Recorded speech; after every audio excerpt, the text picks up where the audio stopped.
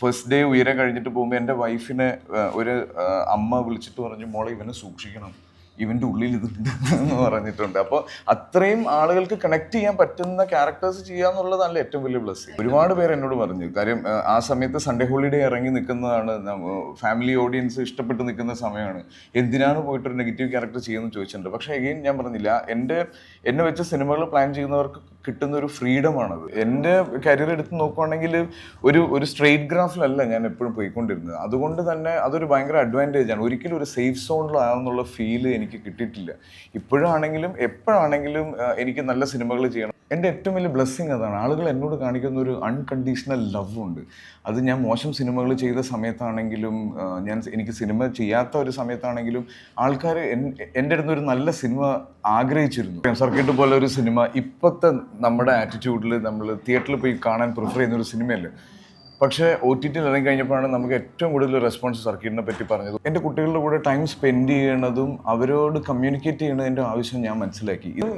അത് എൻ്റെ ചുറ്റുമുള്ള എല്ലാവരും പറയുന്നുണ്ട്. അത് പക്ഷേ എൻ്റെ ഒരു ഐഡൻറ്റിറ്റി ആയിട്ട് അതങ്ങനെ ഇരിക്കുന്നതാണ്. പിന്നെ ഇപ്പോൾ ഞങ്ങളൊക്കെ പറയുന്നൊരു കാര്യമുണ്ട്, കേരളത്തെക്കാൾ നല്ല ചായയും നല്ല ഭക്ഷണം കിട്ടുന്ന സ്ഥലമാണ് ദുബായ്. അത്രയധികം പോപ്പുലറാണ് അവിടെ. ടിക്കറ്റൊക്കെ ഇപ്പോൾ ഷൂട്ട് ചെയ്തുകൊണ്ടിരിക്കുന്നത് അത് കുറച്ച് സമയമെടുക്കുന്ന ഒരു സിനിമയാണ്. ഇപ്പം നമ്മളൊരു ഓൾമോസ്റ്റ് 120 ഡേയ്സ് ഷൂട്ട് ചെയ്തു. ഇപ്പോൾ ഇന്റർനാഷണൽ ഫിലിം ഫെസ്റ്റിവൽ ഗോവയിൽ സർക്കിട്ട് പ്രദർശിപ്പിച്ചിരിക്കുകയാണ്. അത് കണ്ടതിന് ശേഷം ആളുകളുടെ റെസ്പോൺസ്, നിങ്ങൾക്ക് കിട്ടുന്ന ഒരു ഫീഡ്ബാക്കും ഇപ്പം എങ്ങനെയുണ്ട്? സർക്കിട്ട് ശരിക്കും തിയേറ്റേഴ്സിൽ വന്ന സമയത്ത് നമുക്കറിയാം, സർക്കിട്ട് പോലെ ഒരു സിനിമ ഇപ്പോഴത്തെ നമ്മുടെ ആറ്റിറ്റ്യൂഡിൽ നമ്മൾ തിയേറ്ററിൽ പോയി കാണാൻ പ്രിഫർ ചെയ്യുന്ന ഒരു സിനിമയല്ലേ. പക്ഷേ OTT ഇറങ്ങി കഴിഞ്ഞപ്പോഴാണ് നമുക്ക് ഏറ്റവും കൂടുതൽ റെസ്പോൺസ് സർക്കിട്ടിനെ പറ്റി പറഞ്ഞത്. ഒരുപാട് പേർക്ക് പേഴ്സണലി കണക്ട് ആയി, ഒരുപാട് പേർക്ക് ഇമോഷണലി കണക്ട് ആയി. അതിൻ്റെ ഏറ്റവും ബ്യൂട്ടിഫുൾ വേർഷനായിരുന്നു ഇന്നലെ നമ്മൾ ഇവിടെ പ്രീമിയർ കഴിഞ്ഞിട്ട് നമുക്ക് കിട്ടിയ ആൾക്കാരുടെ റിയാക്ഷൻ. എല്ലാവരും ഈ സിനിമയെ പറ്റിയിട്ട്, അതും ഒരുപാട് സ്ഥലത്തു നിന്ന് വന്ന ആളുകൾ ഈ സിനിമയെ പറ്റി സംസാരിക്കുന്നതും ഒരുപാട് പേർക്ക് പേഴ്സണലി കണക്ട് ആയെന്ന് പറഞ്ഞു. അപ്പം എനിക്ക് ശരിക്കും ഈ ഫിലിം ഫെസ്റ്റിവൽ എന്നുള്ള ഐഡിയ എനിക്ക് അറിയില്ലായിരുന്നു. ഞാൻ ആദ്യമായിട്ട് ഫിലിം ഫെസ്റ്റിവലിന് വന്നത് കഴിഞ്ഞ വർഷമാണ്. ഇവിടെ തന്നെ ലെവൽ ക്രൂസ് ആയിട്ടാണ് വന്നത്. അപ്പോൾ എനിക്ക് സർക്കിട്ട് സെലക്ട് ആയെന്ന് പറയുന്നത്, അതും കോമ്പറ്റീഷൻ ലെവലിലേക്ക് വന്നെന്ന് പറഞ്ഞപ്പോഴത്തേക്കും ഭയങ്കര സന്തോഷം. ഓക്കെ, എപ്പോഴും ഇപ്പോൾ ഇത് നടന്നുകൊണ്ടിരിക്കുമ്പോഴും ആളുകൾ ചോദിച്ചിട്ടുണ്ടാവും, ഒരുപാട് ഇമോഷൻസ് ക്യാരി ചെയ്യുന്ന ഒരു സിനിമ, എങ്ങനെയാണ് ഇതിൻ്റെ ഒരു ക്യാരക്ടർ ചൂസിങ് നടക്കുന്നത്? ആസിഫ് തന്നെ വേണം തൻ്റെ ആ ഒരു റോളിലേക്ക് എന്ന് തീരുമാനിക്കുന്നതൊക്കെ എങ്ങനെയായിരുന്നു? അല്ല, ഏത് സിനിമ എഴുതുമ്പോഴും എടുക്കുമ്പോഴൊക്കെ നമുക്ക് എന്തെങ്കിലും അതിൽ പറയാനുണ്ടാവണം എന്നുള്ളതാണ് ഒരു ക്രൈറ്റീരിയ വെക്കാറ്. എന്നിട്ട് ഞാനത് എൻ്റെ ഫ്രണ്ട്സിനോടൊക്കെ പറഞ്ഞിട്ട് അവരൊക്കെ കൊള്ളാം, അങ്ങനെ അത് പറഞ്ഞ് നമുക്കത് ഓക്കെ ഇതിനി ചെയ്യേണ്ട സിനിമയാണെന്ന് തോന്നുമ്പോഴാണ് നമ്മളതിൻ്റെ ഫർദർ ലെവലിലോട്ട് പോകുന്നത്. പിന്നെ ആസിക്കിനായിട്ടുള്ളത് ഞാൻ 1001 എൻ്റെ സിനിമ ഇറങ്ങിയ സമയത്ത് ആസിക്ക് അത് കണ്ടിട്ട് ഞങ്ങൾക്ക് സംസാരിക്കാനൊരു അവസരം കിട്ടി. അപ്പോൾ ആസിക്ക് നമുക്ക് നല്ല പരിപാടികൾ എന്തെങ്കിലുമൊക്കെ ചെയ്യണമെന്ന് പറഞ്ഞൊരു അവസരമാണ്. പിന്നെ ഞാൻ ഈ ക്യാരക്ടർ ആസിക്ക കൂടെ ചെയ്താൽ ഞാനതിന് ഈ രീതിയിലൊരു ഒരാളും കൂടെ വന്നാൽ അത് പെർഫോം ചെയ്താൽ നന്നാവും എന്നുള്ള രീതിയിലാണ് ഞങ്ങൾ സംസാരിച്ചതായത്. പക്ഷേ പിന്നീട് സിനിമയ്ക്ക് കിട്ടിയ റിസപ്ഷൻ, ഇതിൻ്റെ എല്ലാ റിവ്യൂസ് എടുത്ത് നോക്കിയാലും കാണാം ആസിഫലി എലിവേറ്റ് താമർ സർക്കിട്ട് എന്നാണ്. അങ്ങനെയാണ് അന്ന് വന്ന എല്ലാം. അപ്പോൾ അത് കറക്റ്റ് കാസ്റ്റിംഗ് ആയിരുന്നു. മാത്രമല്ല അത് ആ രീതിയിൽ കോംപ്ലിമെൻറ്റ് ചെയ്യാൻ പറ്റുന്നു എന്നൊക്കെ എനിക്ക് സന്തോഷം. ആസിഫിക്ക് സെലക്ട് ചെയ്യുന്ന ഓരോ മൂവീസ് ഇപ്പോൾ എടുത്ത് നോക്കുമ്പോൾ ഒരുപാട് മാറ്റങ്ങൾ സംഭവിക്കുന്നുണ്ട്. താങ്കളുടെ കരിയറിലാണെങ്കിലും താങ്കൾ സെലക്ട് ചെയ്യുന്ന ക്യാരക്ടറിലാണെങ്കിലും ഇതൊരു മനഃപൂർവ്വമുള്ള ചൂസിങ് ആണോ? കാരണം ആദ്യം വരുമ്പോൾ ഉള്ള സമയത്തുള്ള ഒരു ആസിഫിക്കല്ല നമ്മളിപ്പോൾ കണ്ടുകൊണ്ടിരിക്കുന്നത്.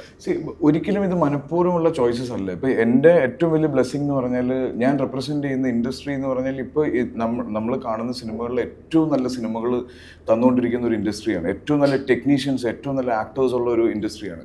അപ്പോൾ ഇവരുടെ കൂടെ കഴിഞ്ഞ 16 വർഷമായിട്ട് ഞാൻ സ്പെൻഡ് ചെയ്ത സമയം, ഞാൻ ഷെയർ ചെയ്ത സ്ക്രീൻ സ്പേസിൽ എനിക്ക് ഞാൻ അറിയാതെ ഉണ്ടായ കുറേ മാറ്റങ്ങളുണ്ട്. അതിൽ സംഭവിച്ചതാണ്. ഒരിക്കലും ഇപ്പം ഇങ്ങനെ ഒരു ഐഡിയ ഉണ്ടായിരുന്നെങ്കിൽ ഞാൻ ആദ്യം മുതലേ നല്ല സിനിമകൾ സെലക്ട് ചെയ്യായിരുന്നു. ഇവൻച്വലി സംഭവിച്ചതാണിത്. ഈ ഒരു സിനിമയിലേക്ക് ഇപ്പോൾ കുട്ടിയാണ് ഏറ്റവും പ്രധാനപ്പെട്ട ഒരു ക്യാരക്ടർ. 7 വയസ്സുള്ള ഒരു കുട്ടി ഇത്രയും നന്നായി അഭിനയിപ്പിക്കുക. നിങ്ങൾ പറഞ്ഞു ഏകദേശം 700ഓളം കുട്ടികളെ നോക്കിയിട്ടാണ് സെലക്ടിങ് പ്രോസസ്സ് നടന്നിട്ടുള്ളതെന്ന്. എങ്ങനെയായിരുന്നു ഈ ഒരു ക്യാരക്ടറിന് വേണ്ടി ആ കുട്ടി ചൂസ് ചെയ്യുന്നതും അങ്ങനെ ഒരു പെർഫെക്റ്റ് ചൂസ് നിങ്ങളുടെ സംഭവിച്ചത്? ഈ കഥ കിട്ടി, ഇത് നമ്മൾ ആരുമായിട്ട് ഡിസ്കസ് ചെയ്താലോ, ഇപ്പോൾ ആസിക്കാനോടോ പ്രൊഡക്ഷൻ സൈഡോ മറ്റു ആർട്ടിസ്റ്റോ ആരായാലും ചോദിക്കാം ആ കുട്ടിയുടെ റോൾ ആരാ ചെയ്യുന്നതെന്ന് ചോദിക്കുക. കാരണം കഥ കേൾക്കുമ്പോൾ തന്നെ നമുക്കറിയാം ഭയങ്കരമായിട്ട് പെർഫോം ചെയ്യാനുള്ള, അത് കുട്ടികളെ കൊണ്ട് സാധ്യമാണോ എന്ന് പോലും സംശയിക്കുന്ന രീതിയിലുള്ള ഒരു ക്യാരക്ടറും അങ്ങനത്തെ ഒരു പ്രത്യേകിച്ച് അതിനൊരു മെൻ്റൽ സിറ്റുവേഷൻ ഉള്ളതാണ്. അപ്പോൾ നമുക്കറിയായിരുന്നു ആ കുട്ടിയെ കണ്ടെത്തുന്നതിലാണ് സിനിമയുടെ മാജിക് വർക്കാവാൻ കിടക്കുന്നത്. അപ്പോൾ പിന്നെ അവനെ കണ്ടെത്താനുള്ള ശ്രമമായിരുന്നു. നമ്മൾ ഈ പറഞ്ഞ പോലെ 750-ലധികം കുട്ടികളെ നേരിട്ടൊക്കെ പോയി മീറ്റ് ചെയ്തു. പക്ഷെ ശരിക്കും ഒർഹാൻ ഇല്ലാതെ ഈ സിനിമ സംഭവിക്കില്ല. ഇതില് ഇപ്പം തമർ പറഞ്ഞ പോലെ എല്ലാവരും ഈ സ്ക്രിപ്റ്റ് കേട്ടിട്ട് ഈ ക്യാരക്ടർ ആര്, കാര്യം നമുക്ക് 7 വയസ്സുള്ള ഒരു കുട്ടീനെ നമുക്ക് എത്ര നിർബന്ധിക്കാൻ പറ്റും? ഇവന്റെ മൂഡ് സ്വിങ്സ് നോക്കണം, ഉറക്കം നോക്കണം, വിശപ്പ് നോക്കണം, നമ്മൾ പറയുന്ന ഡയലോഗ്സിൽ വരെ പെർട്ടിക്കുലർ ആണ് ഇതിൽ. അപ്പം ഏറ്റവും നമ്മുടെ കൺസേൺ ഇതായിരുന്നു. പക്ഷെ ഒർഹാൻ്റെ ഓഡിഷൻ കഴിഞ്ഞിട്ട് ഈ ഫുട്ടേജ് കണ്ടപ്പോഴത്തേക്കും എനിക്കറിയില്ല, ഞാൻ ഒരുപാട് പേരുടെ വർക്ക് ചെയ്യുന്നുണ്ട്, ഇത്രയും പ്രൊഫഷണലായിട്ട് ആ വയസ്സിലൊരു കുട്ടി പെർഫോം ചെയ്യാന്ന് പറയുന്നുണ്ടല്ലോ. നമ്മൾ ഇതിൻ്റെ ഞാൻ നേരത്തെ പറഞ്ഞില്ലേ, ഏറ്റവും കൂടുതൽ ഇതിൻ്റെ ഒരു 70% ഓഫ് ദിസ് ഫിലിം രാത്രിയാണ് നമ്മൾ ഷൂട്ട് ചെയ്തിരിക്കുന്നത്. ആ നൈറ്റ് ഷൂട്ട് ചെയ്യുമ്പോൾ അവൻ തന്ന സപ്പോർട്ടുണ്ട്. അല്ലെങ്കിൽ ഈ സിനിമ അല്ലേ ഒരു 60-65 ദിവസം ഷൂട്ട് ചെയ്യേണ്ടി വരുന്ന ഒരു സിനിമയാണ്. അപ്പം നമുക്ക് വലിയ ക്യാരക്ടേഴ്സിനെ നമുക്ക് മേക്കപ്പ് കൊണ്ടും അല്ലെങ്കിൽ ഏജ് കുറച്ചിട്ടൊക്കെ ചെയ്യാൻ പറ്റും. പക്ഷേ ഈ 7 വയസ്സ് നമുക്ക് അതിൽ ഒരു 10 വയസ്സായാലും നമുക്ക് 10-കാരനെ തന്നെ തോന്നും, അതിൽ കുറഞ്ഞാലും നമുക്ക് പറ്റില്ല. പക്ഷെ അവനെന്താ വെച്ചാൽ ഭയങ്കര ഐക്യമുള്ള ഒരാളായിരുന്നു. ഇത് പറഞ്ഞത് പെർഫോമൻസ് ആണ്, ഇത് ക്യാമറ ഉണ്ട്, കോട്ട് ഇതെന്താന്നൊക്കെ കൃത്യമായിട്ട് അവൻ്റെ ഹെൽപ്പിലാണ് ഇത് പെട്ടെന്ന് തീർക്കാൻ പറ്റിയത്. ഓക്കെ, സർക്കിട്ട് എന്ന സിനിമ സംഭവിച്ചതിന് ശേഷം ആസിഫ് എന്ന പിതാവിൽ സംഭവിച്ചിട്ടുള്ളൊരു മാറ്റം എന്താണ്? എൻ്റെ കുട്ടികളുടെ കൂടെ ടൈം സ്പെൻഡ് ചെയ്യണതും അവരോട് കമ്മ്യൂണിക്കേറ്റ് ചെയ്യണതിൻ്റെ ആവശ്യം ഞാൻ മനസ്സിലാക്കി. ഇത് ഞാൻ മാത്രമല്ല, സർക്കിട്ട് കണ്ടിട്ട് ഏറ്റവും കൂടുതൽ റെസ്പോൺസ് കിട്ടിയത് അവിടെ നിന്നാണ്. പാരൻസ് ആണ് ഏറ്റവും കൂടുതൽ ഈ സിനിമയെ പറ്റിയിട്ട് എന്നോട് സംസാരിച്ചത്. കാര്യം നമുക്കറിയാം, നമുക്ക് പല സമയത്തും നമ്മൾ ഫ്രണ്ട്സിൻ്റെ കൂടെ പോകുന്ന സമയത്തും ഒക്കെ നമ്മൾ കുട്ടികൾക്ക് യൂട്യൂബ് കൊടുക്കുന്നുണ്ട്, ഫോൺ കൊടുക്കുന്നുണ്ട്. പക്ഷെ അവരുടെ കൂടെ നമ്മൾ ടൈം സ്പെൻഡ് ചെയ്യണമെന്നും അവരുമായിട്ട് നമുക്ക് ഒരു കമ്മ്യൂണിക്കേഷൻ ആവശ്യമുണ്ടെന്ന് ഞാൻ മനസ്സിലാക്കിയത് സർക്കിട്ടിലൂടെയാണ്. ഇപ്പം എല്ലാവരും പറയുമ്പോൾ ആസിഫിക്ക് എപ്പോഴും പറയാണ്ട് ഞാൻ എപ്പോഴും ഫോൺ എടുക്കാൻ മടി കാണിക്കുന്ന ഒരാളാണ്, ഫോൺ എടുക്കാത്തതുകൊണ്ട് പല പ്രശ്നങ്ങൾ. അപ്പോൾ ഈ പരാതി എപ്പോഴെങ്കിലും സ്വന്തം കുട്ടികൾ പറഞ്ഞിട്ടുണ്ടോ ആസിഫിക്കാനോട് എന്തുകൊണ്ടാണ് ഫോൺ എടുക്കാത്തത്? അത് എൻ്റെ ചുറ്റുമുള്ള എല്ലാവരും പറയുന്നുണ്ട്. അത് പക്ഷെ എൻ്റെ ഒരു ഐഡന്റിറ്റി ആയിട്ട് അതങ്ങനെ ഇരിക്കുന്നതാണ്. ഓക്കെ, ഈ UAE-യിലേക്ക് ഇത് ഷൂട്ട് ചെയ്യാൻ കൊണ്ടുവരുന്നു, ഇങ്ങനൊരു മുഴുനീള പടം UAE-യിൽ ഷൂട്ട് ചെയ്യുന്നു. ഇപ്പം അവിടെ ഒരു ക്വസ്റ്റ്യൻ ഉണ്ടായിരുന്നു, അത് ഓൾറെഡി ഇത് എത്രത്തോളം പ്രാവർത്തികമായിരുന്നു, നിങ്ങൾക്ക് എത്രത്തോളം ഈസി ആയിരുന്നു UAE-യിൽ പടം അങ്ങനെ ചെയ്യാന്നുള്ളത്? ഞാൻ ആക്ച്വലി UAE-യിൽ സെറ്റിൽ ആയിട്ടുള്ളൊരു മലയാളിയാണ്. പക്ഷേ UAE-യിൽ സിനിമ എന്നുള്ളത് ആദ്യത്തെ സിനിമയൊന്നുമല്ല. മലയാളത്തിൽ ഇപ്പോൾ എല്ലാ വർഷവും നോക്കണേ 2-3 സിനിമകൾ UAE-യിൽ നിന്ന് വരാറുണ്ട്. MTയുടെ വിൽക്കാനുണ്ട് സ്വപ്നങ്ങൾ മുതൽ ഗൾഫിൽ നിന്ന് സിനിമ ഷൂട്ട് ചെയ്ത് തുടങ്ങിയിട്ടുണ്ട്. പിന്നെ ഇപ്പോൾ ഞങ്ങളൊക്കെ പറയുന്നൊരു കാര്യമുണ്ട്, കേരളത്തെക്കാൾ നല്ല ചായയും നല്ല ഭക്ഷണം കിട്ടുന്ന സ്ഥലമാണ് ദുബായ്. അത്രയധികം പോപ്പുലറാണ് അവിടെ. മാത്രമല്ല പണ്ട് നമുക്കറിയാലോ, ഒരു സിനിമ റിലീസ് ചെയ്യുമ്പോൾ 100 കേന്ദ്രങ്ങളെന്ന് പറയും നാട്ടിൽ റിലീസ്. ശരിക്കും ദുബായിൽ ഒരു 150 തിയേറ്ററിൽ ഓരോ പടം റിലീസാവുന്നുണ്ട്. അപ്പോൾ അത്രയും വലിയ കമ്മ്യൂണിറ്റി ഇതുമാണ്. ഇപ്പം അത് ഭയങ്കര ഈസി ആയിട്ട്. പിന്നെ അവിടുത്തെ ഗവൺമെൻറ് റെസ്ട്രിക്ഷൻസ് ഉണ്ട്, അത് ഫോളോ ചെയ്യുക, ആ ഗൈഡ് ലൈൻ പാലിക്കുക എന്ന് വെച്ചാൽ ഭയങ്കര കാമൻ ആയിട്ട് ഷൂട്ട് ചെയ്യാൻ പറ്റുന്ന സ്ഥലമാണ്. ഇപ്പോൾ ആസിഫിക്ക് അതിൽ ആ ഒരു കഥാപാത്രത്തെ ഒരു സമയത്ത് ഫുഡ് കൊടുക്കുന്ന ഒരാളെ കാണിക്കുന്നുണ്ട്, അതുപോലെ ഒരു സമയത്ത് രക്ഷിക്കുന്ന ആളുകളെ കാണിക്കുന്നുണ്ട്. ആസിഫിക്കയുടെ ഒരു കരിയറിൽ ആസിഫിക്ക ഒരു ഡൗൺ ആയിരുന്ന സമയമുണ്ടാകാം, ആ സമയത്ത് ഒരു നല്ല സിനിമ തന്ന അല്ലെങ്കിൽ ഒരു നല്ല സിനിമയിലേക്ക് വിളിച്ച ഒരു ഡയറക്ടറോ നല്ലൊരു സിനിമ അങ്ങനെ സംഭവിച്ചിട്ടുണ്ടോ ലൈഫിൽ? ഇപ്പം എൻ്റെ കരിയർ എടുത്ത് നോക്കുവാണെങ്കിൽ ഒരു സ്ട്രെയിറ്റ് ഗ്രാഫിലല്ല ഞാൻ എപ്പോഴും പോയിക്കൊണ്ടിരുന്നത്. അതുകൊണ്ട് തന്നെ അതൊരു ഭയങ്കര അഡ്വാൻറ്റേജ് ആണ്. ഒരിക്കലും ഒരു സേഫ് സോണിലാണെന്നുള്ള ഫീല് എനിക്ക് കിട്ടിയിട്ടില്ല. ഇപ്പോഴാണെങ്കിലും എപ്പോഴാണെങ്കിലും എനിക്ക് നല്ല സിനിമകൾ ചെയ്യണം. ഇപ്പം ഈ സർക്കിട്ടിനെ പറ്റി പറഞ്ഞാൽ ഞാൻ ചോദിച്ചു മേടിച്ച സിനിമയാണ് 1001 ഉണകൾ എന്ന് പറഞ്ഞാൽ. ഞാൻ ആ സമയത്ത് കണ്ട ഏറ്റവും ബ്യൂട്ടിഫുൾ ആയിട്ടുള്ളൊരു ഫിലിം കണ്ടിട്ട് ഞാനും എൻ്റെ ഫ്രണ്ട് നവീനും കൂടെ ഞങ്ങൾ ട്രെയിനിൽ പോകുന്ന സമയത്താണ് ഞാനിത് കാണുന്നത്. ഞാൻ ഇൻസ്റ്റഗ്രാമിൽ പോയി തമർ KV സെർച്ച് ചെയ്തിട്ട് ഞാൻ തമറിനെ വിളിച്ചിട്ടാണ് ചോദിച്ചത്, നല്ലൊരു കഥ പറയുകയാണെങ്കിൽ എൻ്റെ അടുത്ത് പറയുമോ നമുക്കൊരു സിനിമ ചെയ്യാമെന്നുള്ളത്. അപ്പം എൻ്റെ കരിയറിൽ എപ്പോഴും ഞാനിത് ചെയ്യുന്നതാണ്. എനിക്ക് ഒരിക്കലും ഒരു സേഫ് സോണിലായി എന്ന് വിശ്വസിക്കാൻ ഇഷ്ടപ്പെടുന്ന ഒരാളല്ല ഞാൻ. ഈ സേഫ് സോണും അതുപോലെ ഈ തിരഞ്ഞെടുപ്പും പറയുന്ന സമയത്ത് ഇപ്പോഴുള്ള, ഞാൻ നേരത്തെ ചോദിച്ച അതേ ചോദ്യമായിരുന്നു, ഇപ്പോഴുള്ള ഒരു കരിയർ ഗ്രാഫ് കാണുന്നുണ്ട്. ഇപ്പോൾ വലിയ പ്രശംസകൾ നേടുന്നുണ്ട്. അത് തിയേറ്ററിൽ നിന്ന് ഇറങ്ങി കഴിയുമ്പോഴും യെസ് ആസിഫ് ഇത്രയും വണ്ടർഫുൾ ആണെന്ന് ഞാൻ കരുതിയിരുന്നില്ല എന്ന് പറയുന്ന ആളുകളെ കൂടി കാണുന്നുണ്ട്, സമയം കൂടിയുണ്ട് ഈ സമയത്ത്. ഇത് ആരെങ്കിലും ആസിഫിനോട് പറഞ്ഞിട്ടുണ്ടോ എപ്പോഴെങ്കിലും? അതായത് ഒരു തിരഞ്ഞെടുപ്പുകളിൽ കുറച്ചുകൂടി ശ്രദ്ധ കൊടുക്കണം ആസിഫ് അല്ലെങ്കിൽ കരിയറിൽ. എൻ്റെ ഏറ്റവും വലിയ ബ്ലെസ്സിങ് അതാണ്. ആളുകൾ എന്നോട് കാണിക്കുന്ന ഒരു അൺകണ്ടീഷണൽ ലവ് ഉണ്ട്. അത് ഞാൻ മോശം സിനിമകൾ ചെയ്ത സമയത്താണെങ്കിലും എനിക്ക് സിനിമ ചെയ്യാത്ത ഒരു സമയത്താണെങ്കിലും ആൾക്കാർ എൻ്റെ അടുത്ത് ഒരു നല്ല സിനിമ ആഗ്രഹിച്ചിരുന്നു.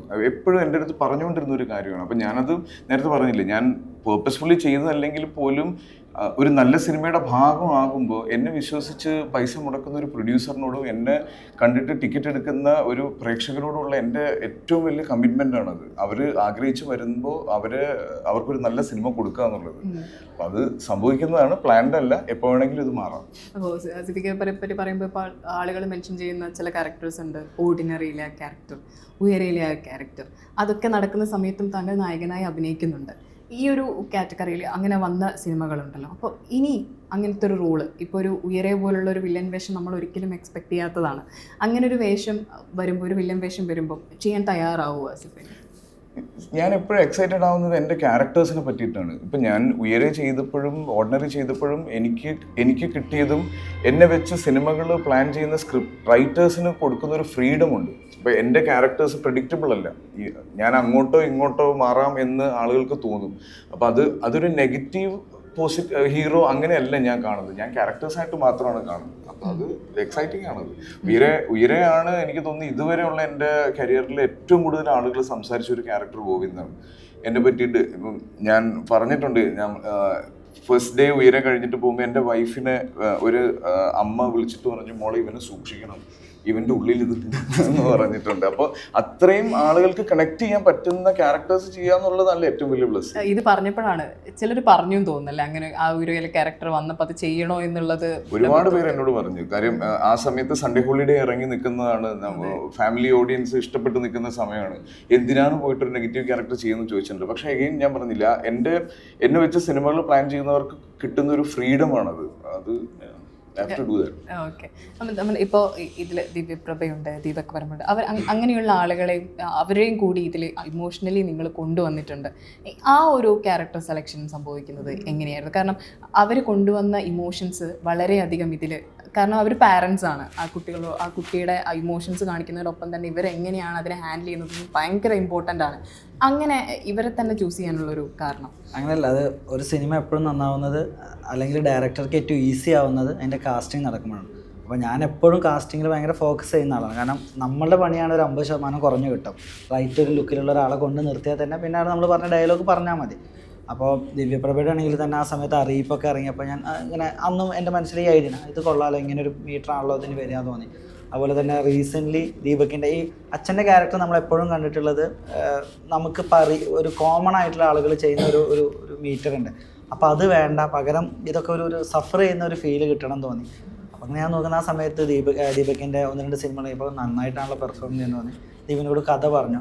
പിന്നെ എനിക്കെപ്പോഴും ഒരാളോട് കഥ പറഞ്ഞ് അവർക്ക് കിട്ടുന്നൊരു ഇത് കൊള്ളാം, നമുക്ക് ഒരുമിച്ച് ചെയ്യാന്നുള്ള അത് ഉണ്ടാകുമ്പോഴാണ് സിനിമ ചെയ്യാൻ തോന്നുന്നത്. അവർ ഡൗട്ട് അടിച്ചാൽ പോലും, ചിലപ്പോൾ അവർക്ക് ഈ കഥ ഡൗട്ട് അടിച്ചാൽ പോലും പിന്നെ എനിക്ക് അതപ്പോൾ അവർക്ക് ആ ക്യാരക്ടർ കിട്ടിയില്ല എന്ന് തോന്നിയിട്ട് ഞാൻ വേറെ ആളിലേക്ക് പോകുന്നു. ഇവരെല്ലാവരും കൂടെ നിൽക്കാൻ തയ്യാറായി. ഇത് ഇതിൻ്റെ ചില ഷൂട്ടൊക്കെ നടക്കുന്ന സമയത്ത് എൻ്റെ റിലീസിനോടനുബന്ധിച്ച് ചിത്രം ഭയങ്കര വൈറലായിരുന്നു. ആസിഫ് കിടന്നു ഒരു മൂടി പൊതിച്ചൊരു സ്ട്രീറ്റിൽ കിടക്കുന്ന ഒരു ചിത്രം, അതിന് താഴെ വന്നത് ഇതാണ് നടൻ, എത്ര താഴ്മയോടെ നിൽക്കുന്ന ഒരാളാണ്. 12 നിലയുള്ള ഒരു ബിൽഡിങ്ങിന്റെ മേളിലാണ് ഷൂട്ട് ചെയ്യുന്നത്. താഴെ എല്ലാ സൗകര്യമുണ്ട്, പക്ഷെ ഇറങ്ങി പോകാൻ മടിയായത് കൊണ്ട് ഞാൻ അവിടെ കിടന്നുറങ്ങിയത്. ആ ഫോട്ടോ എടുത്ത് ഇവരാണ് പോസ്റ്റ് ചെയ്തത്. ആരൊക്കെ ചോദിച്ചു കാരവാൻ കൊടുത്തില്ല? അല്ല, അത് ആക്ച്വലി കാരവാനൊക്കെ ഉണ്ട്, നമ്മളെ എല്ലാവിധ ഫെസിലിറ്റിയിലും ചെയ്തിട്ടുള്ള സിനിമയാണ്. പക്ഷെ അത് ഭയങ്കര തണുപ്പുള്ള സ്ഥലമായിരുന്നു. അപ്പോൾ ഈ ബിൽഡിങ്ങിൽ നിന്ന് ഇറങ്ങി പോവുക എന്നുള്ളത് അതൊരു ലെങ്തി ആയിട്ടുള്ള പ്രോസസ്സാണ്.